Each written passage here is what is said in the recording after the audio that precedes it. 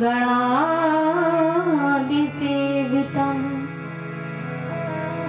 कपित्थजम्बो फलचारुभक्षणम्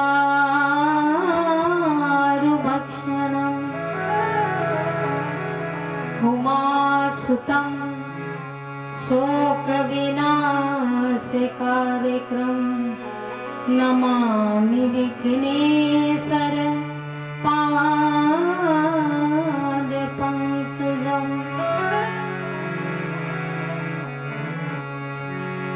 कृष्णाय वासुदेवाय हरये परमात्मने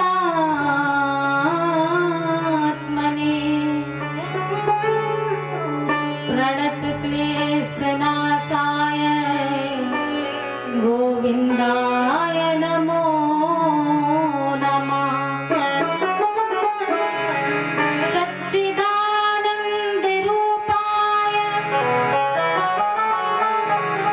विश्वोत्पत्त्यादिहेतवे तापत्रय विनाशाय श्रीकृष्णाय वयं नमः।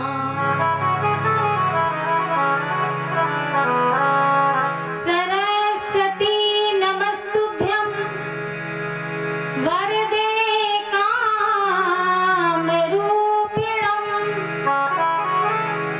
कथारम्भं करिष्यामि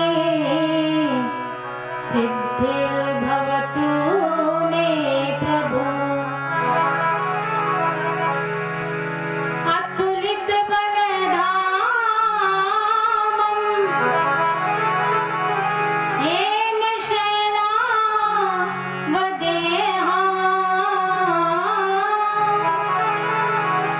धनुजवनकृशानो ज्ञानिनामग्निगण्यम् सकलगुणनिधानं वानराणामधीशं रघुपतिप्रियभक्तं वातजातं नमामि।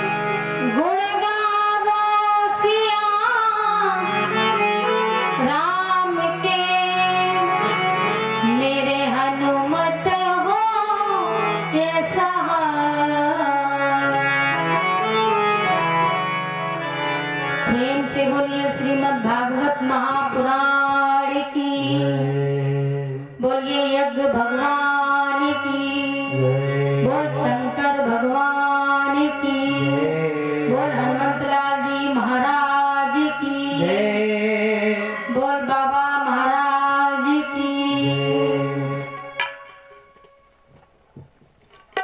कल हम सभी भक्तों ने मिल करके गोवर्धन गिरिराज जी की पूजा की।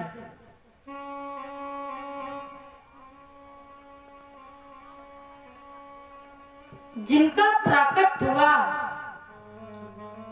भगवान शिव के जटाओं के अटवी के जंगल में, गंगा ऐसे नाम से विभूषित अपनी समस्त छोटी बड़ी नदियों को मिला करके अपने जैसा बना के सगल सुतों को मुक्ति प्रदान करने वाली पुण्य तोया भागीरथी के पावन पुलिन पर उत्तराधिक मुख हस्तिनापुर के पूर्व नरेश पूर्व राजा परीक्षित जी विराजमान है और व्यास जी महाराज के पुत्र अवधूत संत जी सुखदेव जी, श्री सुखदेव जी महाराज पवित्र पुराण की कथा का अमृत हम सभी लोगों को पिला रहे हैं। कल के प्रसंग में भगवान ने प्रकट पूजन का महत्व दिया। गोवर्धन गिरिराज जी महाराज की पूजा की। देव ऋषि नारद ने इंद्र को यह बात बताई कि एक ग्वाला ने, सामान्य ग्वाले ने इंद्र तुम्हारी पूजा को बंद करा दिया। तो इंद्र को क्रोध आया। सामरेतक नाम के मेघों को इसने मुक्त किया और सामवर्तक नाम के जो बादल थे उन्हें मुक्त कर दिया। प्रलय में ये वृष्टि करते थे, लगातार वृष्टि हुई, घनघोर वर्षा हुई, विद्युत चमकने लगी, बादल गरजने लगे, विद्युत चमकने लगी। प्रलय का दृश्य पूरे ब्रज में छा गया। ब्रजवासी परेशान होने लगे, बेचैन होने लगे। तब ब्रजवासी भगवान की शरण में गए और बोले, कन्हैया तुमने पूजा इंद्र की नहीं होने दी, इसका यह परिणाम सामने आया कि इंद्र ने अपनी प्रलय कर दी। भगवान ने सोचा कि अगर ब्रजवासियों को कोई हानि हुई तो पूजा से प्रकृति पूजन से इनका विश्वास उठ जाएगा। तो भगवान बोले, भगवान ने इंद्र के अभिमान को नष्ट करने के लिए, अभिमान को चूर करने के लिए भगवान बोले ब्रजवासियों से कि तुम सब मेरे साथ आओ। ब्रजवासियों को साथ में लिया और इतना कह करके भगवान ने उस विशाल पर्वत को उठाया। इत उत्तोपिसा गोवर्धनम अचलम तदाति नीलिया पश्यन्ति। कृष्ण ने लीलिया माने होता है खेल खेल में, भाई कोई चीज लगाया और दोनों हाथ नहीं लगाए। एकेन हस्तेन सा गोवर्धनम अचला, एक ही हाथ से वो पर्वत उठाया। भागवत जी में भी वर्णन आता है और गर्ग संहिता में भी वर्णन है कि भगवान ने अनामिका नाम की उंगली में, अनामिका नाम की उंगली के नख के ऊपर वह पर्वत उठाया। लेकिन वृंदावन के जो रसिक हैं रसिक भक्त हैं, वह कहते हैं कि पर्वत तो मेरी राधा रानी ने उठाया। अपनी उपासना पद्धति में हम जिस इष्ट की उपासना करते हैं, संपूर्ण श्रेय हम उसी को देते हैं। भाई कोई भोले बाबा को मानता है, कोई हनुमान जी को मानता है, कोई दुर्गा जी को मानता है, कोई विष्णु भगवान को मानता है। तो ये हमारी उपासना है कि हम किस इष्ट पर विश्वास करते हैं। कोई राधा रानी को मानता है, कोई सीताराम जी को मानता है। तो संपूर्ण श्रेय उसी को देते हैं, दूसरे को नहीं देते हैं। राधा सर्वेश्वरी जो उपासक हैं, वे कहते हैं कि हमने माना कि ये कृष्ण ने पर्वत नहीं उठाया, पूरी ताकत कन्हैया जी ने नहीं लगाई। कछु माखन को बल दियो, कछु माखन को बल बढ़ो, और कछ गोपिन किए सहाय, राधा जी की कृपा से गिरवर लीन उठाए। राधा जी की कृपा से कन्हैया ने वह पर्वत उठा लिया। मेरी वृषभान दुलारी राज राजेश्वरी रास रासेश्वरी राधा जी की कृपा से गोविंद ने वो पर्वत उठा लिया। और परीक्षित जी 7 दिन में पर्वत भगवान कृष्ण अपनी अनामिका नाम की उंगली में धारण किए रहे। इंद्र के मेघों के पास जब जल नहीं बचा, जब जल नहीं रहा, तो मेघ पुनः वापस हुए। तब इंद्र भगवान के चरणों में गिर पड़ा और भगवान से क्षमा याचना करने लगा, क्षमा मांगने लगा। और इसने भगवान की स्तुति भी की। और इसके बाद ये इंद्र वापस चला गया। भगवान बोले कि मेरे लीला अवतारों को, मेरे चरित्रों पर कभी भी संदेह नहीं करना चाहिए। ऐसा ही संदेह एक बार सती ने किया था। जब भोले बाबा कथा सुनने के लिए गए तो सती को संदेह हुआ कि पूजा मेरे पति की और कथा किसी और की। तो संदेह नहीं करना चाहिए। इंद्र का मान भंग हुआ। गोवर्धन गिरिराज जी की पूजा की और जब जल निकल गया, रास्ते खुल गए, तो भगवान बोले कि सब लोग अपने अपने बच्चों को, स्त्रियों को, बुजुर्गों को, भाइयों को लेकर अपने अपने घर वापस चले जाओ। सब अपने घर वापस गए। यहाँ तक का पावन चरित्र गोवर्धन पर्वत, गोवर्धन चरित्र में आता है। आइए आगे की कथा हम लोग श्रवण करें। उसके पूर्व 2 पल हरि नाम का संकीर्तन करें, उन्हें बुलाएं और आज की ये संपूर्ण कथा बांके बिहारी के चरणों में समर्पित कर रहे हैं। देखिए, कथाएं तो बहुत हैं और कथाओं का कभी अंत नहीं होता। हरि अनंत, हरि कथा अनंता है। आज यहाँ की कथा का समापन का दिन है, तो ज्यादा से ज्यादा संख्या में आप लोग पधारें। आइए 2 पल हरि नाम का हम लोग संकीर्तन करें।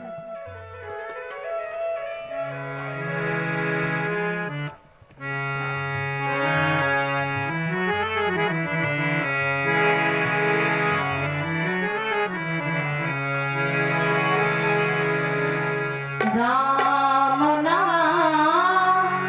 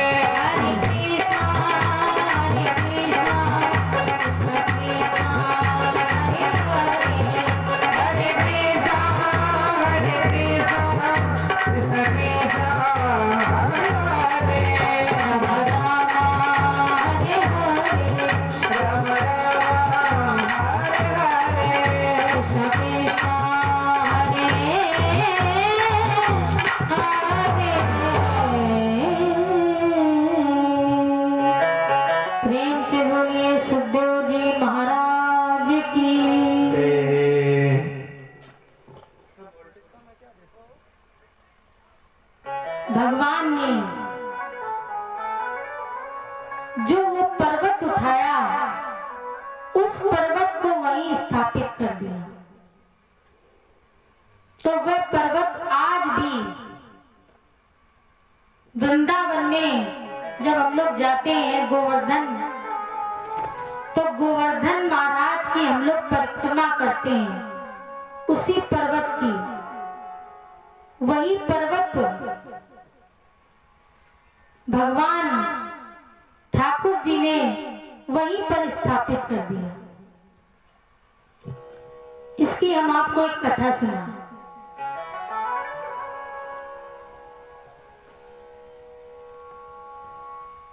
जब त्रेता में भगवान राघवेंद्र सरकार पुल बना रहे थे, तो सभी बानर और भालू पत्थरों से पुल बनाते थे। एक पत्थर में रा लिखते थे और दूसरे में माँ, और जब समुद्र में फेंकते थे तो दोनों जुड़ जाते थे, और वो दोनों जब जुड़ जाते थे तो राम उसमें आ जाते थे। एक दिन भगवान ने सोचा कि सब मेरा नाम लिख करके और इस पर्वत को, इस पत्थर को फेंकते हैं तो ये पत्थर तैरने लगते हैं। तो भगवान ने एक दिन रात्रि में विचार किया कि हम भी एक पर्वत उठाएंगे। तो भगवान ने एक पत्थर को उठाया और वहीं समुद्र के किनारे पहुंचे, और वो पत्थर उठा करके भगवान ने जो ही समुद्र में फेंका तो वह पत्थर डूब गया। भगवान ने दूसरा पत्थर उठाया तो वह भी पत्थर डूब गया। तीसरा उठाया तो वह भी डूब गया। भगवान ने इधर उधर देखा कि कोई ये बात देख तो नहीं रहा है। भगवान वहां से वापस आने लगे तो हमारे हनुमान जी महाराज रास्ते में ही मिल गए। भगवान को प्रणाम किया तो प्रभु बोले कि हनुमान जी, मुझे एक बात बताओ कि मेरा नाम लिख करके ये बानर भालू जब पत्थर फेंकते हैं तो पत्थर तैरने लगते हैं, और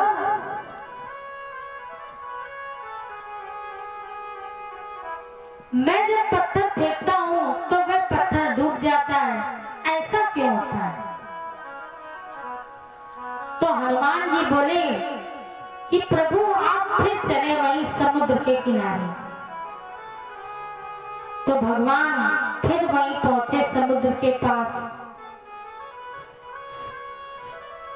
तो हनुमान जी ने जब कहा कि प्रभु एक बड़ा सा पत्थर था, उसको भगवान ने अपने चरणों से जब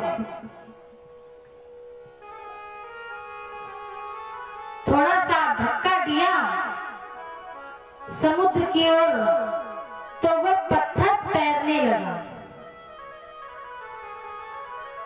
तो भगवान बोले हनुमान जी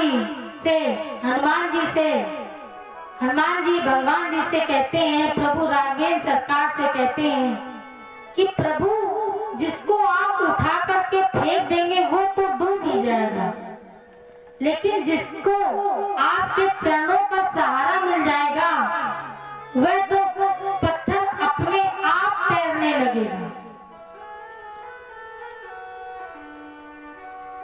जब प्रभु ने ऐसा सुना तो जब पुल बनने को तैयार हो गया तो जितने पत्थर थे, भालू बंदर जो पत्थर पुल बनाने में प्रयोग कर रहे थे, तो भगवान ने वहीं रोक दिया। तो ये गिरिराज जी का पत्थर जो था पर्वत, इसने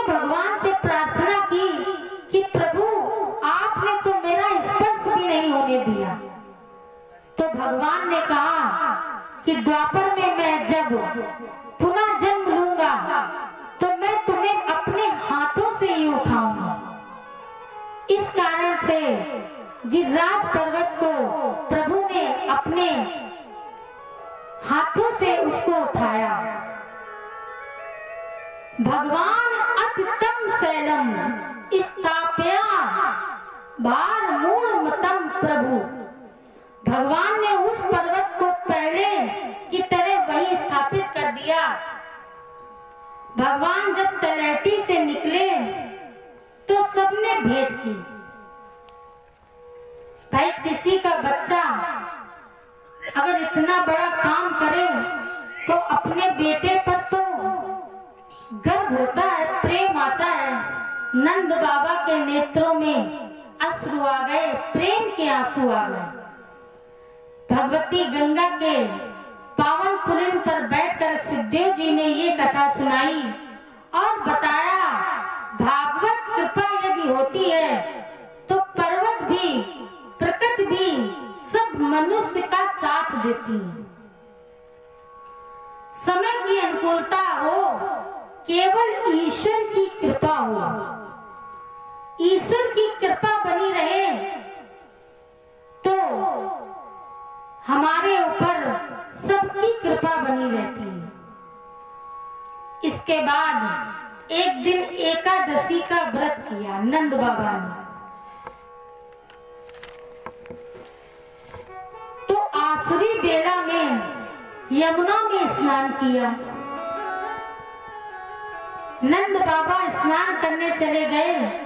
वरुण के दूध पकड़ करके नंद बाबा को ले गए। अब जब नंद बाबा को वरुण के दूध पकड़ करके ले गए तो हाहाकार ब्रज में मच गई। भगवान वरुण लोक में पहुंचे और नंद बाबा को वहां से वापस लाए। वरुण के दूतों से उन्हें छुड़ाया। प्रेम से बोलो राधे राधे। एक बार ब्रजवासियों ने कहा कि मुझे बैकुंठ दिखाओ। एक बार जिन बालकों के साथ भगवान खेलते थे तुम बालकों ने कहा कि प्रभु मुझे बैकुंठ का दर्शन कराओ। तो भगवान ने कहा ठीक है। भगवान ने सभी को बैकुंठ का दर्शन कराया। तो वहां बैकुंठ में भगवान सिंहासन पर विराजमान थे। ब्रजवासी बोले बैकुंठ से तो अच्छा हमारा ब्रज है। बोले क्यों? कहने लगे ब्रज इसलिए अच्छा है कि वहां हम लोग एक साथ खेलते हैं, एक साथ यमुना में नहाते हैं, एक साथ घूमते हैं, एक साथ भोजन करते हैं। यहाँ तो केवल बैठे बैठे आपका दर्शन ही करते रहते हैं। ना खेलने को मिले, ना घूमने को मिले, ना भोजन करने को एक साथ मिले। तो मुझे बैकुंठ बिल्कुल भी अच्छा नहीं लगा। बैकुंठ से तो अच्छा मेरा ब्रज है। एक साथ हम लोग माखन खाते हैं, एक साथ मिश्री खाते हैं, एक साथ गोपिकाओं के कपड़े चुराते हैं, चीर हरण करते हैं। कई लीलाओं का वर्णन सभी साथियों ने किया और कहने लगे कि प्रभु बैकुंठ हमें बिल्कुल भी अच्छा नहीं लगा, हमें वही ब्रज में पहुंचाओ। भगवान ने कहा तो सब लोग अपनी आंखें बंद करो। सबने अपनी आंखें बंद की और सब ब्रज में पहुंच गए। प्रेम से बोलिए राधे राधे। अब हम लोग रास और महारास की सुंदर पावन कथा को श्रवण करेंगे। सुखदेव जी महाराज राजा परीक्षित जी को रास और महारास का पावन चरित्र सुनाते हुए कहते हैं, भागवत में हम लोग कोई कथा लेकिन महाराज की कथा जरूर सुनिए। ये महाराज की कथा 5 अध्यायों में है, महाराज की कथा, और इसको भागवत के पंच प्राण कहते हैं। दसम स्कंद भगवान का हृदय है, और ये महाराज की कथा दसम स्कंद में ही आती है। हृदय में जब प्राण रहते हैं तो रास और महारास भगवान के कौन है? प्राण है। हमारे हृदय में क्या है? प्राण। तो ये महाराज की कथा क्या है? प्राण है। इस कथा में गोपियों का और कृष्ण के मिलन की यह सुंदर पावन कथा है। इसमें माधुर्य भाव की भक्ति है। जीवात्मा और परमात्मा का इसमें मिलन है। इसमें सबसे पहले एक बार जब भगवान गोचारण की लीला कर रहे थे, गौएं चरा रहे थे, तो कामदेव भगवान से मिला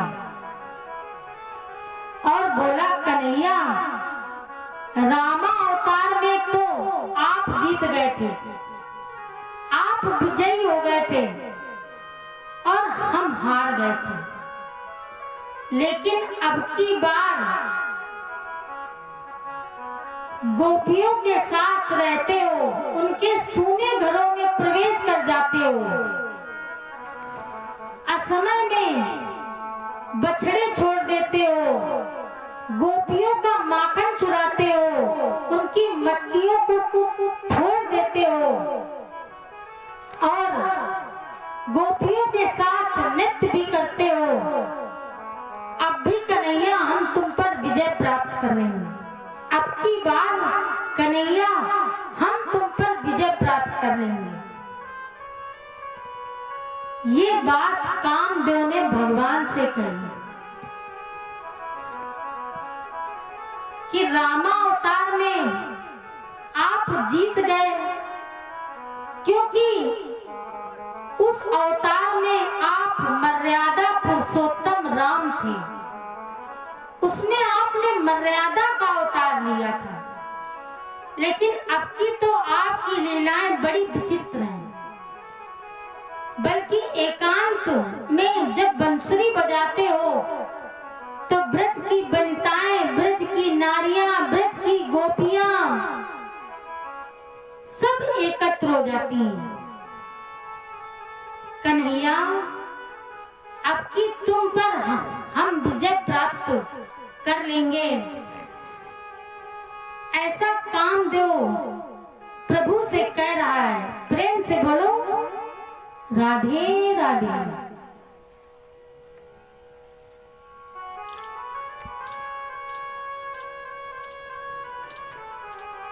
रामा अवतार में कामदेव ने राम पर आक्रमण करना चाहा, एक बार पुष्प वाटिका में।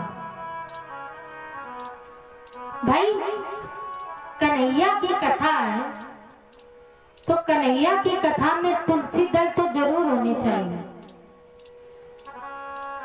जब राम जी ने सीता का दर्शन किया पुष्प वाटिका में, उनके स्वरूप को देखा तो ये बात लक्ष्मण जी को बताई कि लक्ष्मण, मानो मदन दुंदुभी दीनी, मनसा विश्व विजय कीनी।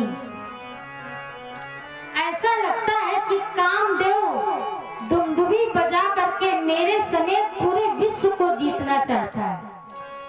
ये बात भगवान लक्ष्मण जी को बता रहे हैं। और इधर जानकी, कंकन किंकिन नूपुर धुन सुन, कहत लखन सन राम हृदय धुन। हृदय से जब जान लिया तब ये बात प्रभु राघवेंद्र सरकार ने लक्ष्मण जी को बताई। और प्रभु ने भगवती जानकी की सुंदरता का वर्णन किया, लेकिन फिर संभले, भगवान संभले और कहा, रघुवंशन कर सहज सुभाऊ, मन कुपंत पग हरि न खाओ। हम रघुवंशियों का ये स्वभाव नहीं है, ये आचरण नहीं है, इसको त्याग दो, इसको छोड़ दो। हम बुरे मार्ग पर भी कदम नहीं रखते हैं। तो जब हम मन को अपने दृढ़ निश्चय बनाएंगे, तो भगवान ने अपने मन को दृढ़ निश्चय बना लिया, तो कामदेव वहां से चला गया। गोस्वामी तुलसी बाबा जी वर्णन करती हैं,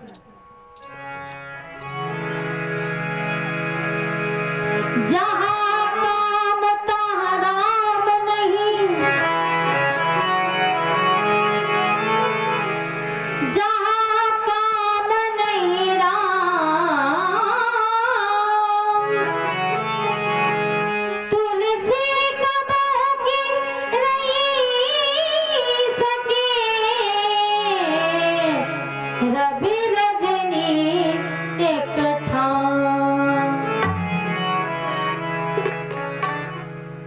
जरा विचार करें कि सूर्य और रात्रि एक साथ क्या रह सकती है।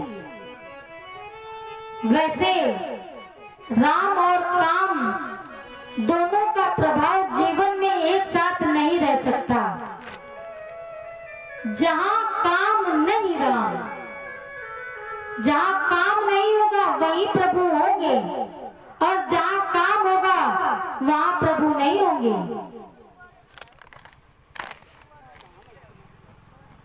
एक साथ नहीं रह सकता है। अब की बार कामदेव बहुत प्रसन्न है।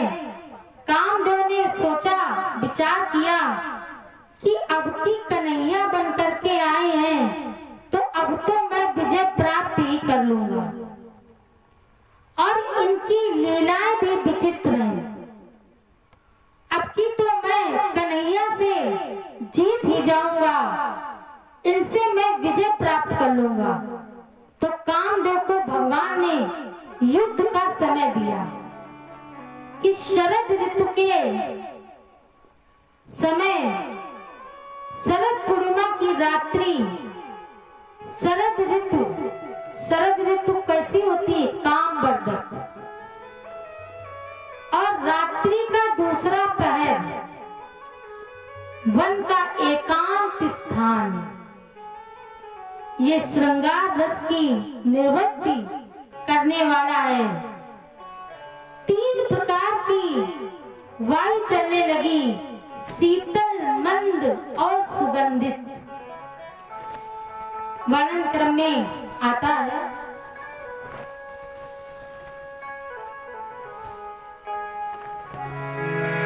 चली सुहावन त्रिविध बयारी,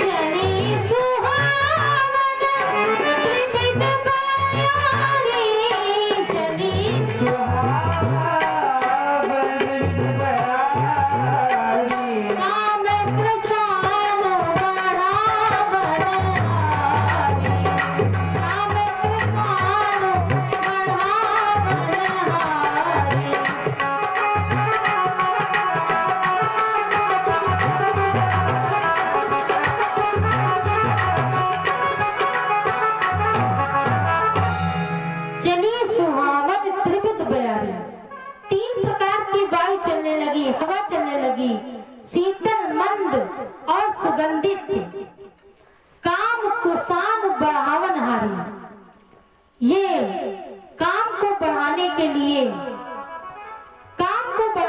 लिए ये हवाएं चलने लगी और बेला चमेली के गुलाब के पुष्प खिलने लगे। भगवान ने कामदेव को जिस रात्रि में उपस्थित होने का समय दिया था, उपस्थित होने के लिए कहा था, वह रात्रि आ गई और भगवान ने अपनी मुरली निकाली, राधा रानी के साथ, राधा रानी को साथ में लिया और ठाकुर जी उस रास के क्षेत्र में उपस्थित हो गए। प्रेम से बोलिए रास भगवान की। सुखदेव जी महाराज परीक्षित जी को कथा सुनाते हुए एक श्लोक में वर्णन करते हैं। भगवान पिता रात्रि सर्गो पुल्य मल्लिका वीक्षरन्तो मनस चक्रेण योग माया उपासिता। भगवान अपिता रात्रि, कौन सी रात्रि? ता रात्रि, वही रात्रि जिस रात्रि में भगवान ने गोपियों से कहा था, जब चीर हरण किया था तो गोपियों को कहा था कि मैं तुम्हारा स्पर्श करूंगा, तो आज वही रात्रि आ गई।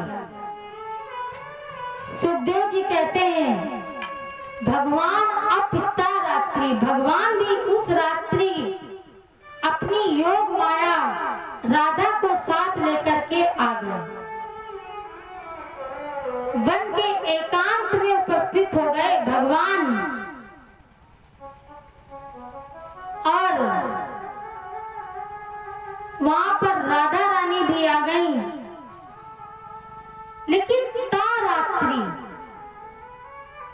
भगवान अपिता रात्रि, अपि का मतलब, अपि का अर्थ, अपि माने भी, तो मतलब भगवान के आने के पहले भी वहां कोई उपस्थित था। तो वहां कौन उपस्थित था? वहां कामदेव उपस्थित थे। कामदेव भगवान के पहले ही वहां उपस्थित था। उसने अपनी सेना तैयार कर रखी थी और पूरा वातावरण अपने अनुकूल कर रखा था। तब इसने भगवान को युद्ध के लिए ललकारा। भगवान ने कामदेव को पराजित करने के लिए योग माया राधा रानी का आश्रय लिया। और वह रात्रि कैसी थी? मोह की रात्रि थी। और मोह की रात्रि में क्या हो रहा है? मोहनी सा सब सोवन हारे,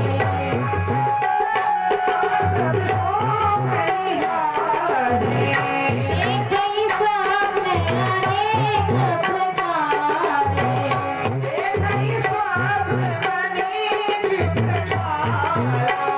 यह जग जागने जागई जोगी, यह जग परमारथी प्रपंच वियोगी,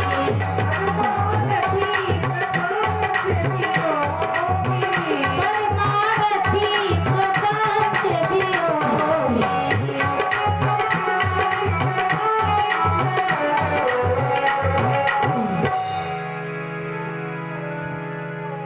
इस रात्रि में कौन जागता है? सामान्य व्यक्ति नहीं जाग सकता है। जिस पर भगवान की अति हरि कृपा होती है, जो योगी होते हैं, तपस्वी होते हैं, वो भी इस रात्रि में जागते हैं। मोह की रात्रि में, योग की रात्रि में। लेकिन भगवान ने जिस समय रास लीला की, परीक्षित जी, वह रात्रि एक कल्प की रात्रि बन गई। भगवान ने ब्रह्मा जी को आज्ञा दी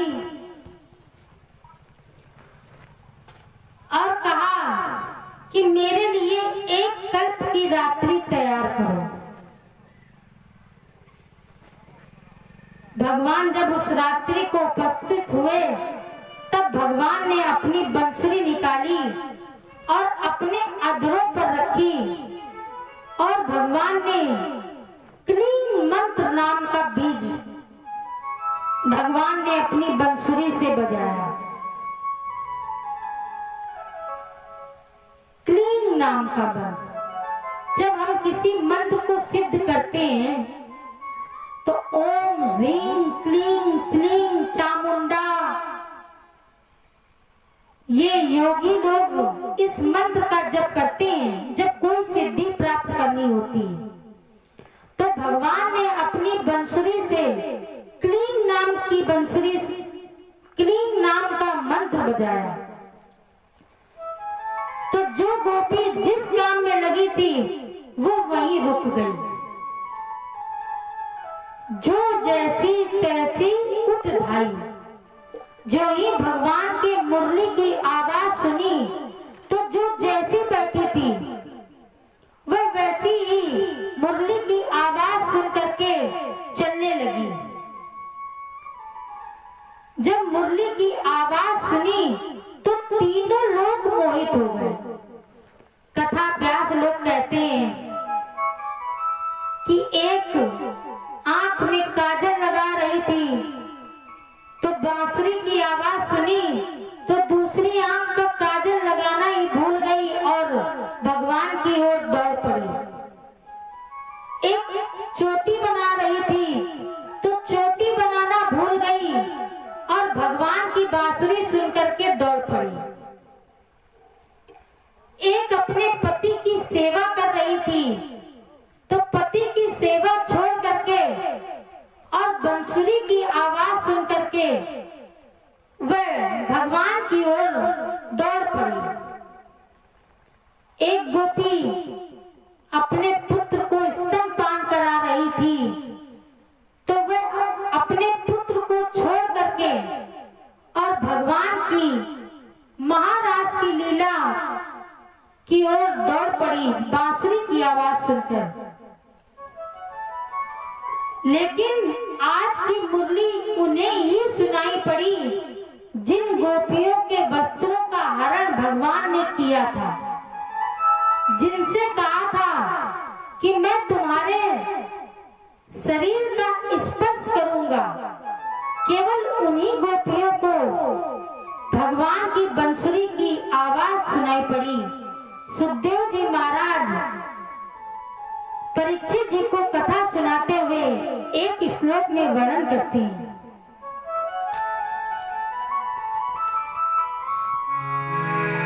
निसम गीतम तदयानंग वर्धनम ब्रज स्त्रिया कृष्ण गीत मानसा। ये गीत जब गोपियों ने सुना तो कैसा गीत, अनंग वर्धनम। अनंग कहते हैं कामदेव को। ये काम को बढ़ाने वाला संगीत बजाया, कामवर्धक गीत बजाया भगवान ने। आज गोविंद ने गीत बजाया लेकिन ब्रज की स्त्रियों के मन में कृष्ण ने सबके मन को अपने हाथों में पकड़ लिया और गोपियों के मन में कामदेव का कोई भी प्रभाव नहीं पड़ा, न तन पर और न ही मन पर। क्योंकि जब भगवान ने मन ले लिया तो कामदेव कहाँ प्रवेश करेगा। भाई कोई भी बात होती है तो वो हमारे कहाँ से प्रवेश करती है, कान से प्रवेश करती है कि आंख से प्रवेश करती है कि नाक से प्रवेश करती है कि मुख से प्रवेश करती है कि मन से प्रवेश करती है। कोई भी बात हमारे मन में पहले प्रवेश करेगी। आएगा। हम कोई भी चिंतन करेंगे तो कहां से करेंगे? मुख से करेंगे कि कान से करेंगे कि नाक से करेंगे? मन से करेंगे। और मन गोपियों के भगवान ने हरण कर लिए, लेकिन कामदेव ने उसको बहुत बढ़ाया।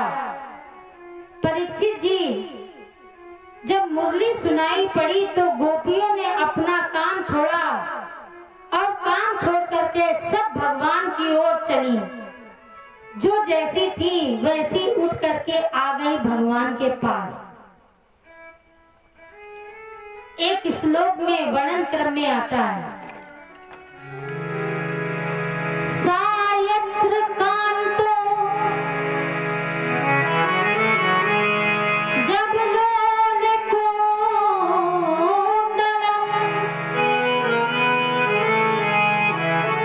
सायत्र कांतो, कांतो माने पति। जहां गोपियों के पति थे तो सारी गोपियां भगवान के पास आ गईं। जब लोल कुंडलम, और ऐसे चली कि उनके कानों के कुंडल आगे और पीछे को हिल रहे थे।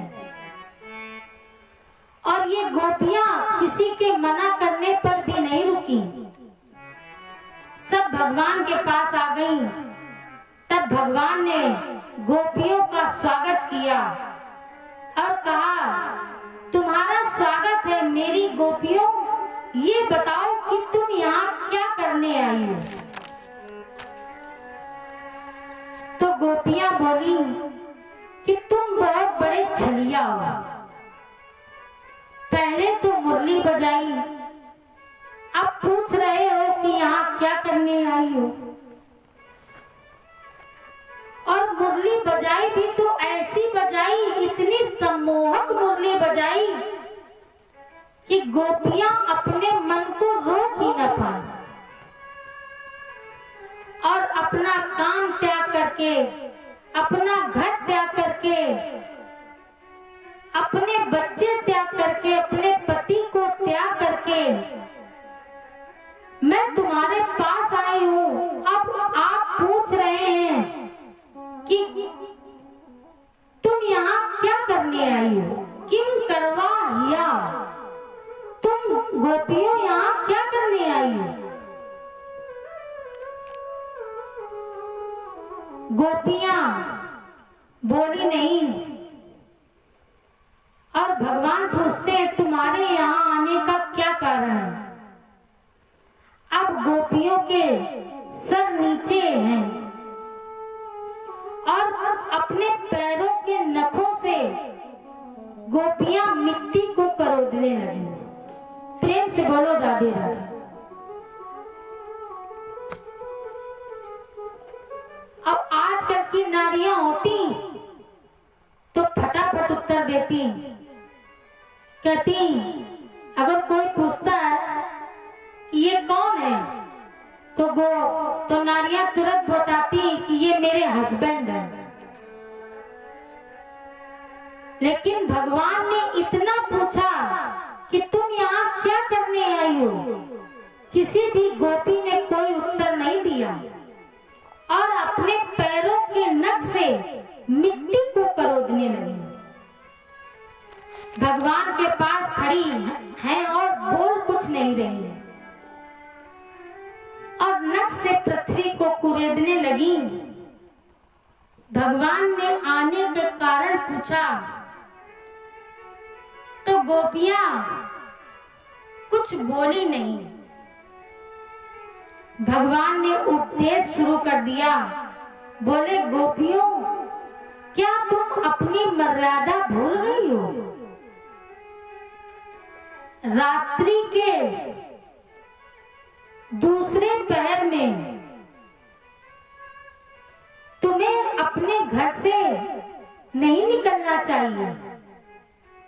और भगवान ने 9 श्लोकों में भगवान ने 9 बातें गोपियों को बताई। पहली बात बताई कि रात्रि के समय किसी भी करके कहीं भी यात्रा नहीं करनी चाहिए।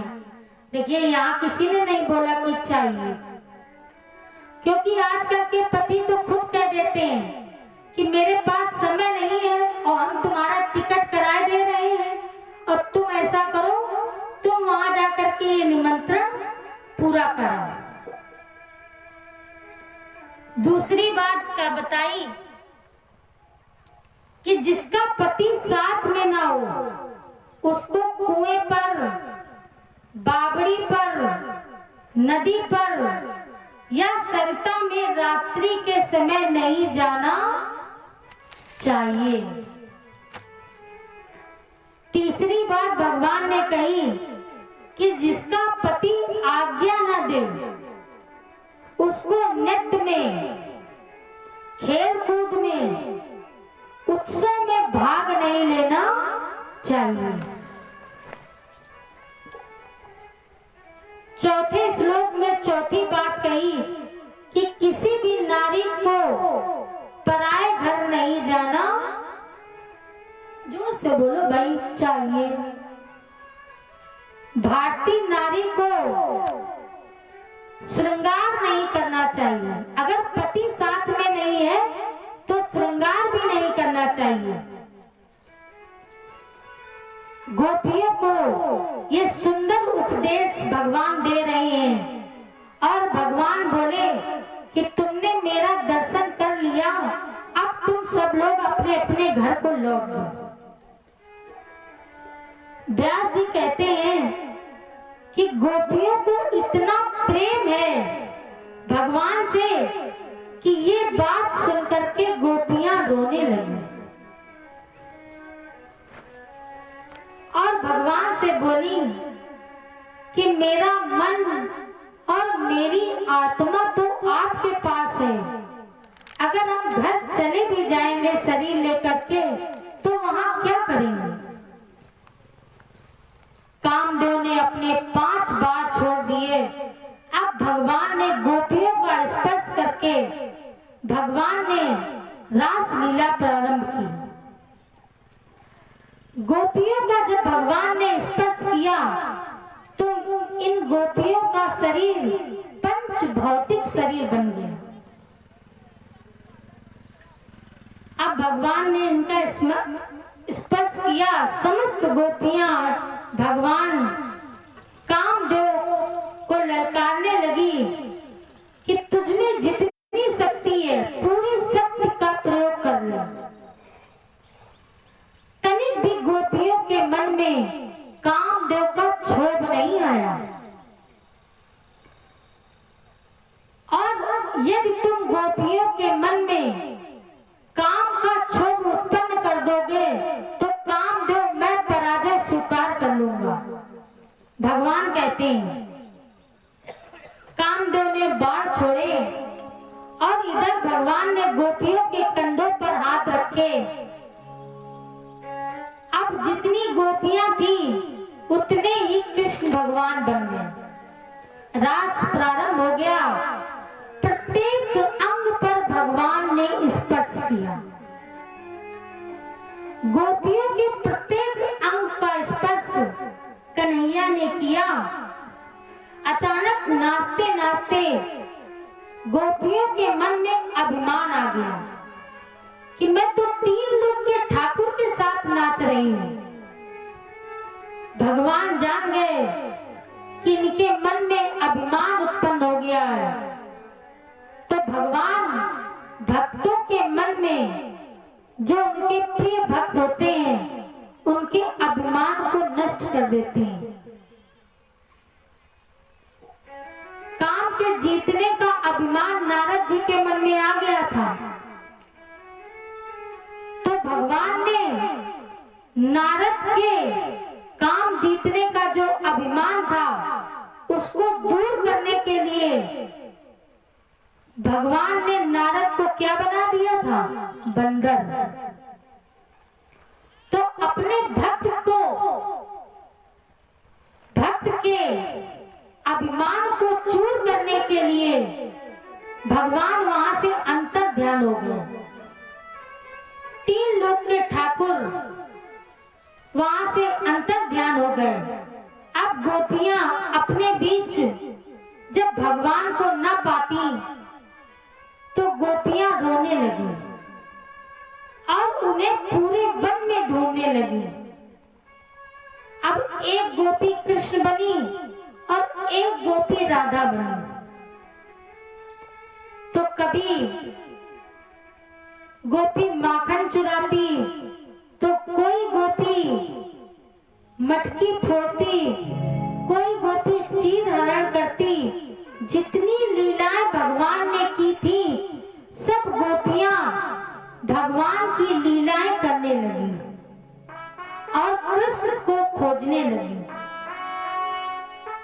गोपियों ने यमुना में जब भगवान नहीं मिले तो गोपियों ने विचार किया कि यमुना में डूब करके मैं अपने प्राण त्याग दूंगी। तब भगवान प्रकट हो गए। भगवान ने गोपेश्वर की स्थापना की, भगवान भोले बाबा की स्थापना की। गोपेश्वर स्थापना के माध्यम से भगवान शंकर को महाराष्ट्र में बुलाना चाहते थे और भोले बाबा भी चाहते थे कि इतना बड़ा महाराष्ट्र हो रहा है और मैं अपने प्रभु का दर्शन नहीं कर पा रहा हूँ। तो आइए, ब्रज में एक गीत गाया जाता है, हम लोग भी उस गीत को और महाराष्ट्र को हम लोग भी महाराष्ट्र में भगवान के साथ महाराष्ट्र में शामिल हो।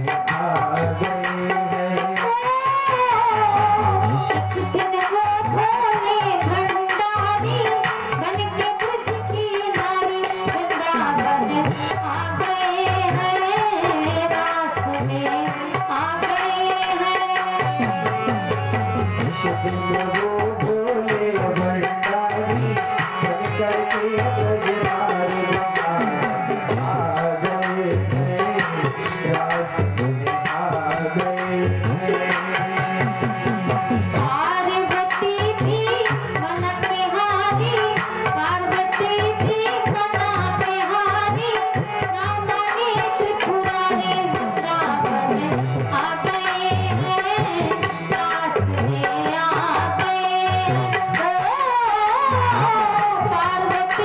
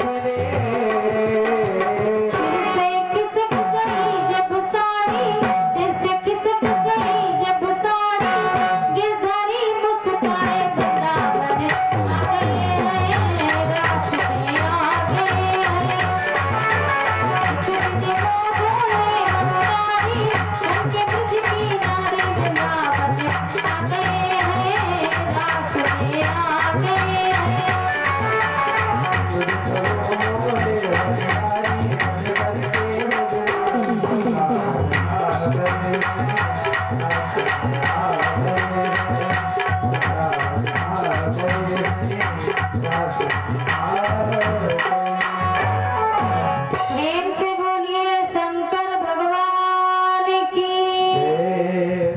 भगवान ने गोपेश्वर की स्थापना की। आप लोग वृंदावन धाम गए हैं अगर, तो वहां गोपेश्वर का मंदिर है।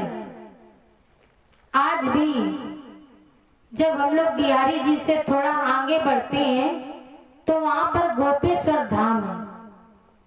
एक सूचना हम आपको और देना चाहते हैं कि मेरा आश्रम वृंदावन धाम में है। ब्रज धाम श्री जी राधा जी की कृपा का उस आश्रम का नाम है श्री जी कृपा धाम। सावन में वहां पर कथाएं होती हैं। सावन में हम कथा वहां करते हैं। तो जिन भक्तों को सावन में बिहारी जी के दर्शन करने हो, यमुना नहानी हो, चीर हरण के दर्शन करने हो, गोवर्धन की परिक्रमा करनी हो, राधा रानी के दर्शन करने हो, तो वह वृंदावन धाम में आए और कथाएं भी सुने, कथाओं का आनंद लें और बिहारी जी ठाकुर जी के दर्शन भी करें। और मेरा आश्रम पागल बाबा का मंदिर है, ठीक वहीं पर है। जहां पर रितंबरा जी का आश्रम है वहीं पर मेरा भी आश्रम है। प्रेम से बोलिए बोल बाके बिहारी लाल की। गोपेश्वर की स्थापना की गई। भगवान ऐसा नाचे कि कामदेव उनसे पराजित हो गया और कामदेव उनके रूप सौंदर्य देख करके स्वयं मोहित हो गया। तब भगवान को एक नाम मिला। प्रेम से जय घोष करें। प्रेम से बोलिए मदन मोहन लाल की। कामदेव को भगवान ने अपना पुत्र बनाने का वचन दिया। इस प्रकार से महाराज की कथा सुखदेव जी महाराज ने राजा परीक्षित जी को सुनाई। नारद ने कंस को धनुष यज्ञ के लिए प्रेरित किया। इधर नारद बाबा ने अपनी बीड़ा ली और कंस के दरबार में पहुंचा और कंस से कहा कि तुम धनुष यज्ञ की रचना करो और कहा कि अक्रूर को भेज करके कृष्ण और बलराम को बुलवाओ। तो अक्रूर जी को भेज करके कृष्ण और बलराम को बुलवाया गया। अक्रूर जी घर आए। भगवान ने गदाग्रज नाम के एक रजक का उद्धार किया। बीच में कुब्जा मिली। वो 3 जगह से टेढ़ी थी। कुब्जा वो कंस की दासी थी और चंदन लगाने का कार्य किया करती थी। भगवान की भेंट कुब्जा से हुई तो भगवान बोले कुब्जा से कि मेरे भी चंदन लगा दो। तो इसने भगवान के चंदन लगाया। तो चंदन लगाने के बाद भगवान का इसने स्पर्श किया तो भगवान के स्पर्श से 3 जगह से टेढ़ी ये कुब्जा अब सीधी हो गई और सुंदर बन गई। तो भगवान जिसको चाहते हैं उसको टेढ़ा बना देते हैं और जिसको चाहते हैं उसको सुंदर बना देते हैं। कुब्जा बोली कि प्रभु मैं इस सुंदरता का आप क्या करूंगी, आप मुझसे विवाह कर लो। भगवान ने कहा समय आएगा तो कुब्जा मैं तुम्हारी इस इच्छा को भी पूरा करूंगा। कुब्जा से भेंट हुई, भगवान आगे बढ़े, यज्ञशाला में पहुंचे और देखते देखते भगवान ने कंस का वध कर दिया। देखिए कथाएं बहुत हैं, हरि अनंत हरि कथा अनंता। भगवान की कथाएं अत्यधिक हैं और इतनी कथाएं हैं कि अभी 15 दिन और कथा हो तब भी कथा पूरी नहीं हो सकती। तो अब हम लोग राजधानी से चलेंगे, शताब्दी से में बैठेंगे। उग्रसेन को राजा बनाया और भगवान ने मथुरा का त्याग किया और द्वारिकाधीश बन गया। भगवान ने 16,108 विवाह किए जिनमें भगवान की 8 पटरानियां थी। रुक्मणी, जामवती, सत्यभामा, कालिंद्री, मित्रवृंदा, सत्या, एक नाम इसका सत्या भी है।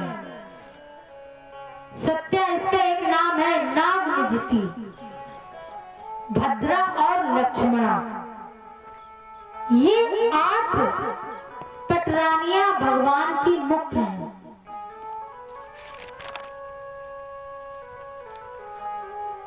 तो आइए भगवान के विवाह, एक विवाह तो हम लोग सुन ही लें। भगवान ने 16,108 विवाह किए। भौमासुर को मार करके और भौमासुर ने जो कन्याएं जेल खाने में बंद करा दी थी, 16,100 कन्याएं बंद थी, भगवान ने उनको मुक्त कराया। तो वो कन्याएं बोली कि भगवान अब मुझे कोई स्वीकार नहीं करेगा। तो प्रभु बोले कि जिनको कोई स्वीकार नहीं करता है उनको मैं स्वीकार करता हूँ। इस प्रकार से भगवान के 16,108 विवाह हुए, जिसमें पहला विवाह रुक्मिणी के साथ हुआ। सतयुग की कन्या थी राजा रेवत की, नाम था रेवती। और बलराम कुछ नाटे थे।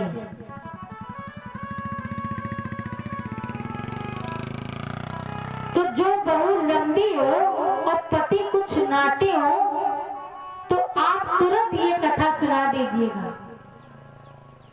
कि सतयुग में बलराम नाटे थे और उनकी पत्नी रेवती वो लंबी थी। तुरंत ये कथा आप लोग सुना सकती हैं। बलराम जी नाटे थे और रेवती लंबी थी। इनका विवाह, बलराम का विवाह रेवती के साथ हुआ। अब तो कन्हैया की भौजाई भी आ गई। तो कन्हैया का विवाह, पहला विवाह रुक्मिणी के साथ हुआ। साक्षात लक्ष्मी का अवतार थी रुक्मिणी। और परीक्षित जी प्रश्न करते हैं कि जब भगवान अवतार लेते हैं तो इन्होंने राक्षस विध से विवाह क्यों संपन्न किया? अपना प्रथम विवाह राक्षस विध के द्वारा क्यों किया? हमें समझाइए, ऐसा ठाकुर जी ने क्यों किया? किया, तब सुखदेव जी ने रुक्मणी मंगल की कथा सुनाते हुए कहा, पानी थोड़ा पिलाओ, गाड़ी से बोतल ले आओ।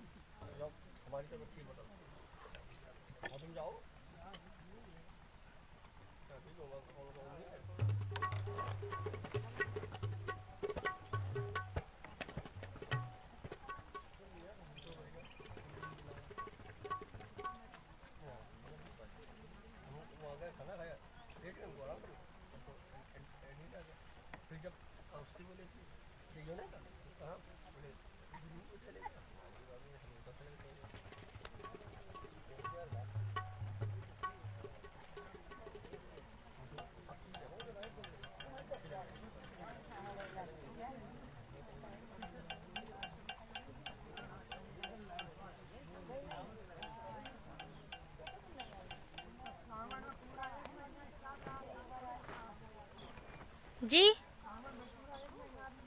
हाँ,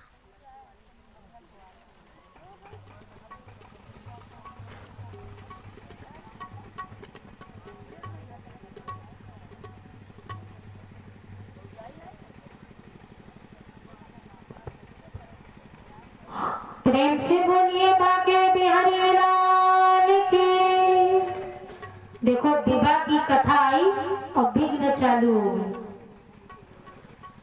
शादी विवाह में विघ्न जरूर होता है।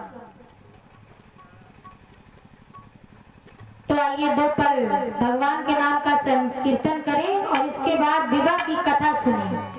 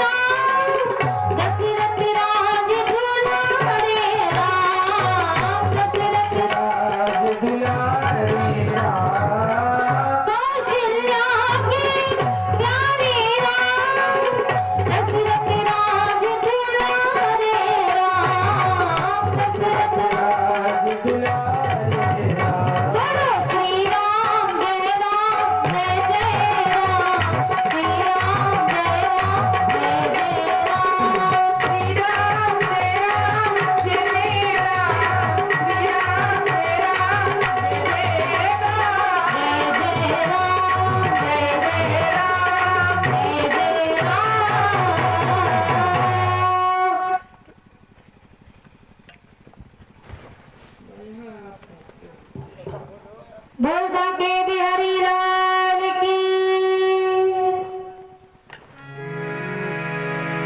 भगवान रुक्मणी मंगल की कथा सुनाते हुए सुखदेव जी महाराज परीक्षित जी को बताते हैं, रुक्मणी मंगल के विवाह की कथा सुनाते हैं। आसीत भीष्म को नाम राजा विदर्भापति महाराज,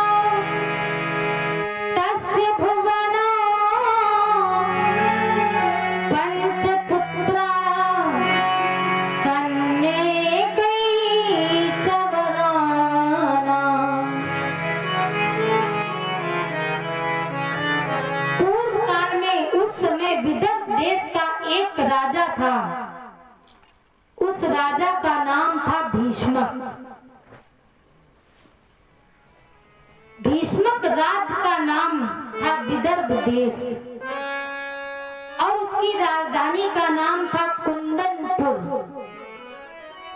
कुंदनपुर वही है कुदरकोट। कुदरकोट पड़ता है, जब बिधुना से आप लोग आगे बढ़ेंगे तो वहीं कुदरकोट पड़ता है। वहीं उसी को पहले कुंदनपुर के नाम से जाना जाता था। वहां के राजा थे भीष्मक। राजा भीष्मक के 5 पुत्र थे। बड़े बेटे का नाम रुक्मी, दूसरे बेटे का नाम रुक्मरथ, तीसरे बेटे का नाम रुक्मकेश और चौथे बेटे का नाम रुक्माली और 5वें बेटे का नाम रुक्माग्रज था। इनकी एक कन्या थी जिसका नाम रुक्मणी था। वह ऐसी कन्या थी, परम सुंदरी कन्या थी। परम सुंदर मुख वाली श्रेष्ठ कन्या राजा भीष्मक की थी। राजा भीष्मक अपनी कन्या का विवाह भगवान द्वारकाधीश के साथ करना चाहते थे, लेकिन इसका जो बड़ा भाई था रुक्मी, वो भगवान का विरोधी था। इसने अपनी बहन रुक्मणी का विवाह भगवान के बुआ का जो पुत्र था शिशुपाल, उसके साथ अपनी बहन का विवाह तय कर दिया। शिशुपाल के मन में शंका थी कि भगवान मेरा विवाह होने भी देंगे कि नहीं, कहीं मेरे विवाह में बाधा न डाल दें, बाधा न उत्पन्न कर दें। तो शिशुपाल ने क्या किया, 3 दिन पहले ही कंगन बांध करके कुंदनपुर में आ गया। भाई, जिसका विवाह नहीं होता है, गांव में बहुत ऐसे बच्चे हैं जिनका विवाह नहीं होता है, और कहीं से कोई पार्टी लगाई गई तो चौराहे पे भी खड़ा किया जाएगा। जहां से उन लोगों को आना है वहां भी किसी व्यक्ति को खड़ा किया जाएगा कि कहीं कोई कान न भर दे, नहीं तो ये पार्टी वापस हो जाएगी, शादी हुसक न जाए। तो पूरी चौकन्नी लगा करके रखी और 3 दिन पहले ही शिशुपाल कंगन बांध करके कुंदनपुर में आ गया। इस श्लोक में वर्णन दिया है,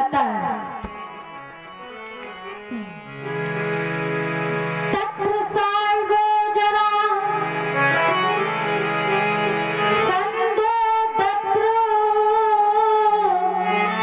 वक्रो विरूरथा।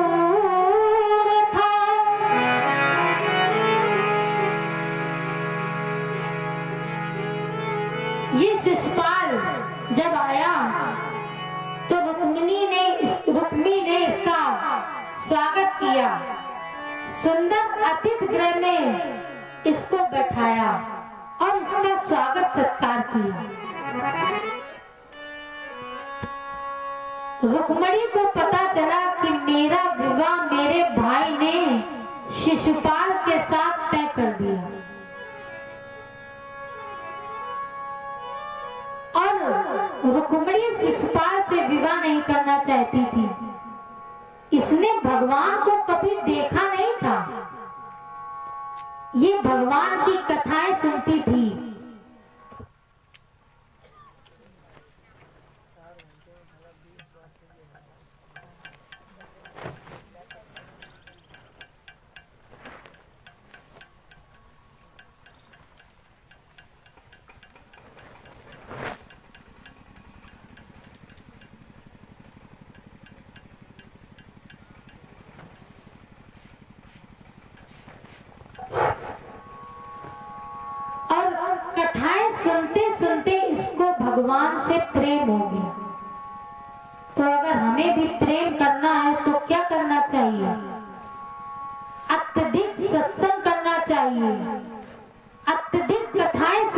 चाहिए,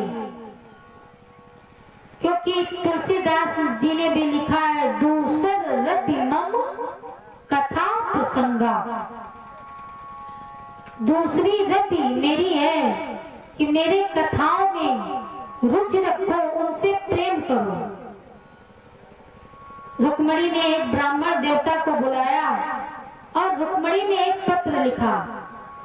वह परीक्षित जी 7 श्लोकों में रुक्मणी ने पत्र लिखा और वह पत्र ब्राह्मण लेकर के भगवान द्वारकाधीश के पास पहुंच गए। ब्राह्मण लेकर के वो पत्र गया। कन्हैया बोले, ब्राह्मण जब तुम ये पत्र लाए हो तो तुम ही ये पत्र हम लघु पत्र का समझ करके अब तुम ही ये लघु पत्र का बांच दो। आज ब्राह्मण ने पत्र पढ़ा तो रुक्मणी लिखती है और बड़े सुंदर इसके भाव हैं। जैसे ही इसने भगवान ने ये पत्र सुना,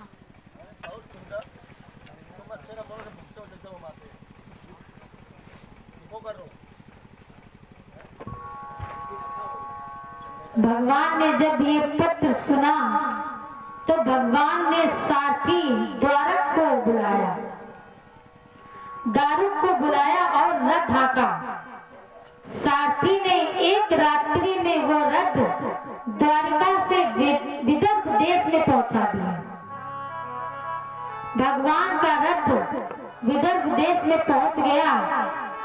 भीष्मक, राजा भीष्मक ने जब जाना कि बांके बिहारी आ रहे हैं तो भीष्मक ने प्रभु को एक अतिथि गृह में ठहराया और रुक्मणी को बता दिया उस ब्राह्मण ने कि अब चिंता मत करो, भगवान 3 लोक के ठाकुर बांके बिहारी आ गए, द्वारकाधीश पधार चुके हैं। रुक्मणी के वाम अंग फड़कने लगे और रुक्मणी गौरी मंदिर में पूजन करने के लिए गई सुहाग की कामना से। भाई जिसका विवाह होता है वो गौरी मैया की पूजा करती है। आज भी ये परंपरा चल रही है। पार्वती जी भी गौरी पूजन करने के लिए गई थी, तो इधर रुक्मणी मैया भी सुहाग की कामना लेकर के गौरी के मंदिर में उनका पूजन करने के लिए गई। जब रुक्मणी पूजन करने के लिए गई तो शिशुपाल की सेना सब लग गई। जरासंध, ये जितने भगवान के विरोधी थे ये सब रुक्मणी के इधर उधर लग गए और रुक्मणी का पूजा में मन नहीं लग रहा था। रुक्मणी इधर उधर देख रही थी, भगवान को निहार रही थी, उनके रथ को देख रही थी कि भगवान का रथ कहाँ है। तब तक विरोधियों के सामने ही देखते देखते भगवान ने रुक्मणी का हाथ पकड़ा और हरण कर लिया। प्रेम से बोलिए द्वारकाधीश भगवान की जय हो। आज द्वारकाधीश ने रुक्मणी को रथ में अपने बराबर से बैठा लिया। घोड़े चल पड़े और इतनी तेज रथ चला, इतनी तेज रथ हाँका कि उस रथ के चक्र की किसी को धुरी नहीं दिखाई पड़ी, किसी को भी पांव नहीं, पहिए नहीं दिखाई पड़े। शिशुपाल बोला, रुक्मी जानबूझ के तुमने मेरी बेइज्जती कराई है। मेरे कंगन बना रहा, बराती टिके रहे और रुक्मणी का हरण कन्हैया करके ले गया। कन्या का पता ही नहीं। रुक्मी मैं तुम्हें मारूंगा। सुखदेव स्वामी बोले, राजन अब रुक्मी और शिशुपाल में युद्ध हो जाता, लेकिन रुक्मणी ने सौगंध खाई कि जब तक मैं कृष्ण का वध नहीं कर दूंगा जब तक मैं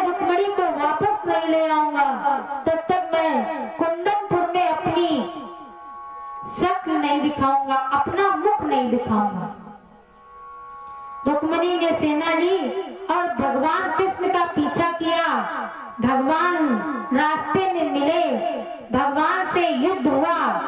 तो भगवान से जब युद्ध होने लगा, भगवान इसको मारने लगे, तो बलराम आ गए और रुक्मिणी रोने लगी कि ये मेरा भाई है। तो बलराम जी बोले कि बहन के विवाह में भाई की बहुत आवश्यकता होती है। तो भगवान ने पीले दुपट्टे से रुक्मिणी को बांध लिया और बलराम ने इसका वध नहीं करने दिया।